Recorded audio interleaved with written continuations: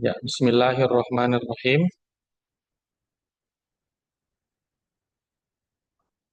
Assalamualaikum warahmatullahi wabarakatuh. Selamat sore teman-teman mahasiswa mahasiswi Universitas Sains Indonesia. Semoga berada dalam kondisi yang baik, prima, dan sehat walafiat. Baik, pada pertemuan kali ini, yaitu pertemuan 12, yang akan sama-sama kita bahas mengenai pandangan Islam tentang ekonomi. Tentu bahwa dalam pendidikan dan agama termasuk di dalamnya juga ada bahasan tentang ekonomi, ya, di mana kalau menurut Imam Syafi'i, di antara syarat-syarat mencari ilmu adalah ekonomi juga.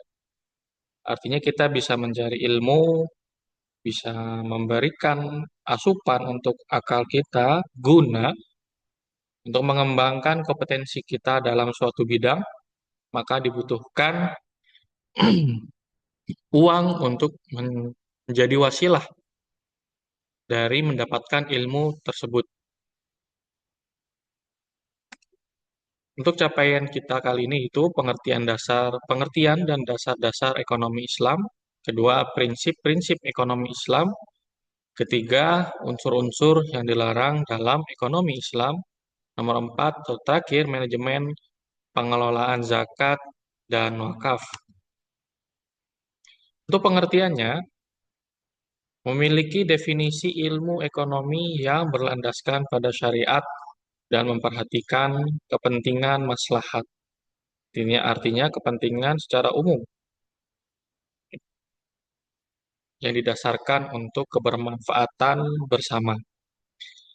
Perbedaan ekonomi Islam dengan konvensional adalah lebih memiliki tujuan yang universal untuk memenuhi kebutuhan dan kepentingan bersama dengan batas-batas dan aturan yang telah ditentukan oleh Allah Subhanahu wa taala. Berbeda dengan konvensional yang lebih fokus atau lebih kepada kepentingan dan keuntungan individu saja. Jadi tentu nilai tukar yang kita berikan apabila kita seorang pedagang tentu harus membawa manfaat. Apabila transaksionalnya berupa properti, maka propertinya yang memadai, yang layak guna pakai. Apabila ekonomi kita berbisnis dengan bentuk pangan dan makanan, tentu harus layak makan. Tidak hanya sekedar memenuhi syarat jual beli saja, tapi lebih memperhatikan kepentingan dan kebermanfaatan untuk manusia dan masyarakat lainnya.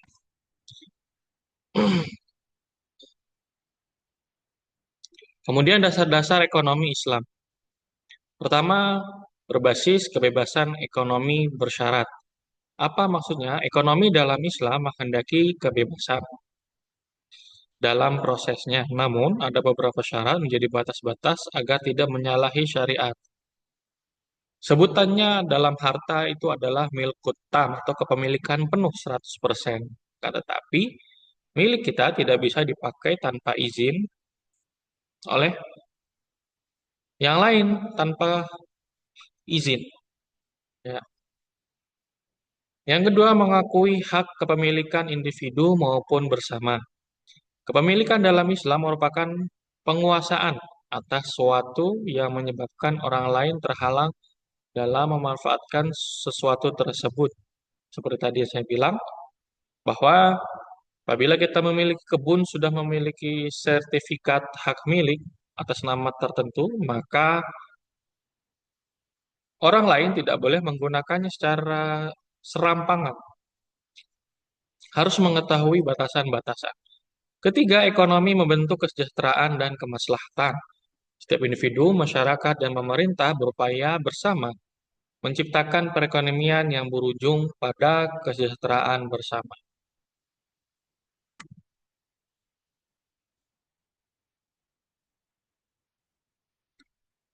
Tujuan ekonomi dalam Islam pertama menunaikan sebagian tuntunan atau tuntutan ibadah dalam Islam. Kemudian yang kedua menegakkan keadilan sosial dan ekonomi dalam masyarakat. Ketiga, menghapuskan kemiskinan dan meningkatkan kesejahteraan umat. Keempat, mewujudkan kestabilan barang yang sejajar dengan nilai mata uang. Mengekalkan keamanan dan kepatuhan terhadap undang-undang.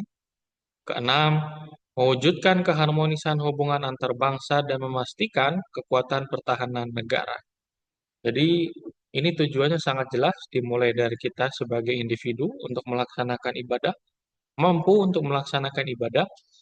Yang kedua, tujuannya itu dalam aspek kenegaraan, ya, supaya kita negara ini aman, pertahanan ini solid, tentu memiliki dasar dan prinsip bahwa ekonomi itu kuat. Prinsip-prinsip ekonomi dalam Islam diambil dari surat Qasas ayat 7. Prinsip ekonomi dalam Islam diantaranya, semua hal yang ada di dunia hakikatnya adalah milik Allah. Tentu. Dua, manusia dipersilahkan untuk menjalankan sistem ekonomi di dunia dengan catatan tidak hanya untuk memperoleh keuntungan di dunia, namun di akhirat juga. Berarti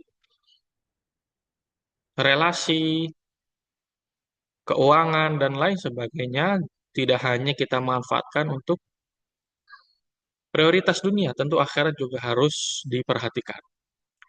Nomor tiga, manusia harus bekerja keras dan berusaha dalam memperoleh kebaikan dan keuntungan.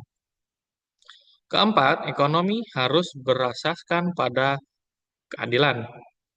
Lima, tidak boleh melakukan perusakan atau berlebihan. Otomatis, apa yang kita beli tidak boleh sampai kita merusak lingkungan. Ya. Kemudian, jika kita beli ke warteg, otomatis beli makanan yang sesuai dengan porsi kita. Jangan sampai kita membelinya di luar batas yang kita makan. Akan banyak dampak yang akan kita terima apabila kita melakukan perusakan dan membeli sesuatu yang berlebihan. Prinsip ekonomi dalam Islam. Pertama, prinsip tauhid dan persaudaraan. Menghubungkan peran kita sebagai sesama manusia dengan tetap memenuhi kewajiban kita kepada Allah Subhanahu wa taala. Kemudian, lebih praktis esensi dari prinsip tauhid dan persaudaraan adalah kesetaraan dan kerjasama. Tentu bahwa kita dalam berekonomi juga harus memperhatikan yang berada di kalangan bawah, agar mereka juga merasakan bahwa memiliki harta itu penting. Tetapi juga bila mana di antara kita ada yang menjadi atau memiliki lembaga sosial, maka ini perlu meningkatkan kompetensi masyarakat yang memang belum memiliki skill, mengadakan pembinaan dan pengayaan. Kemudian prinsip kerjaan produktivitas, pekerjaan dan kompensasi atas pekerjaan yang dilakukan haruslah sesuai dan selaras. Tiga, prinsip ekuitas distribusi, penghasilan dan kekayaan yang dimiliki seseorang dalam ekonomi Islam bukanlah hak milik mutlak. Ada hak orang lain yang harus diberikan dengan zakat, sedekah, dan lain-lain. Seperti hadis Rasulullah SAW bersabda bahwa tangan di atas lebih baik daripada tangan di bawah. Tangan di atas artinya orang yang memberikan infak atau sodakoh, dan tangan di bawah adalah orang yang meminta.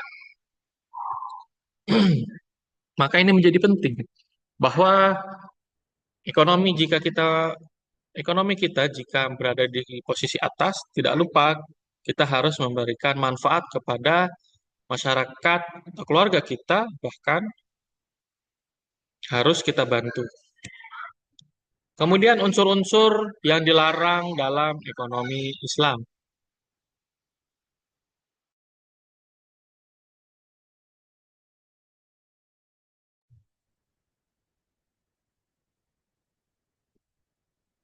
Baik, pertama riba, pengambilan tambahan dalam suatu akad transaksi tertentu di mana pengambilan tambahan tersebut terdapat unsur ketidakadilan dan tidak seimbang, bahkan ketidakjelasan. Terkait apa? Terkait dengan mata uang yang diberikan dengan nilai yang ditukar. Untuk penjelasan lebihnya nanti silahkan baca modul kedua, gharar. Ketidakpastian dalam transaksi yang diakibatkan dari tidak terpenuhinya ketentuan syariah dalam transaksi tersebut. Tiga, maisir atau judi.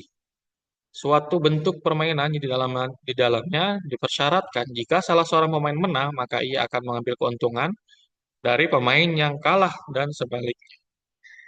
Kemudian transaksi barang haram, jual beli barang yang diharamkan oleh syariat.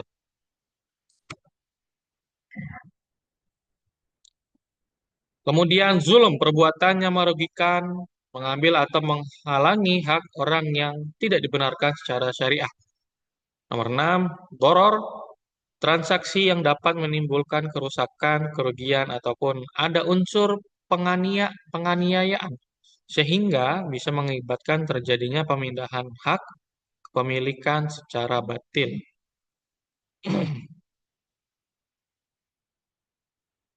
Apakah ini bisa termasuk dalam kasus yang sering viral di antara kita? Ya, itu bisa ditelisik lebih dalam lagi ya nanti. Kemudian pengelolaan zakat dan wakaf. Zakat adalah sejumlah harta tertentu mencapai syarat tertentu yang diwajibkan Allah Subhanahu wa taala untuk dikeluarkan dan diberikan kepada yang berhak menerimanya dalam persyaratan tertentu. Di sini tuliskan nisab. Nisab artinya perputaran harta dalam 1 tahun. Artinya 1 tahun tersebut sudah menjadi hak milik. Hak milik yang dimiliki secara pribadi selama 1 tahun perputarannya. Kemudian, wakaf adalah suatu ungkapan yang mengandung penahanan harta miliknya kepada orang lain atau lembaga dengan cara menyerahkan suatu benda yang kekal zatnya untuk diambil manfaatnya untuk kebaikan bersama. Di antaranya sering kita menyaksikan badan wakaf, masjid, pesantren, sekolah, dan lain sebagainya. Apakah di luar negeri ada? Ada tentunya. Silahkan nanti dicari sendiri. Bagaimana dengan universitas yang maju? Tentu kalau kita telisik lebih dalam, ternyata itu adalah wakaf. Tentu dengan nama yang sah di budaya mereka. Kemudian pengelolaan zakat dan wakaf. Apabila zakat dan wakaf dikelola dengan benar, maka akan mendorong pembangunan ekonomi dan kesejahteraan umat, diantaranya dengan penyaluran zakat yang tepat sasaran. Ada 8 golongan ya, silahkan cari di surat At-Taubah ayat 60 kalau tidak salah. Kemudian yang di antara di ayat 60 tersebut ada 8 golongan. Itu pasti tidak boleh di luar itu. Kemudian pengelolaan secara profesional, transparan, dan akuntabel. Kemudian zakat dan wakaf disalurkan untuk program pemberdayaan ekonomi umat, kolaborasi lembaga zakat dan wakaf dengan pemerintah dan swasta. Ini melalui pengelolaan. Terima kasih kepada semuanya yang telah hadir. Eh, Nanti diharapkan kepada teman-teman apabila memang dalam kondisi baik, jangan sampai kita melupakan hak-hak harta kita untuk yang lain. Tentu kita harus memiliki empati dan kesadaran hati untuk masyarakat sekitar kita. Sehingga pada materi sebelumnya, yaitu masyarakat madani dan kerukunan umat beragama dapat terwujud melalui pilar ekonomi dalam Islam. Terima kasih. Saya tutup. Mohon maaf atas kekurangannya. Assalamualaikum warahmatullahi wabarakatuh.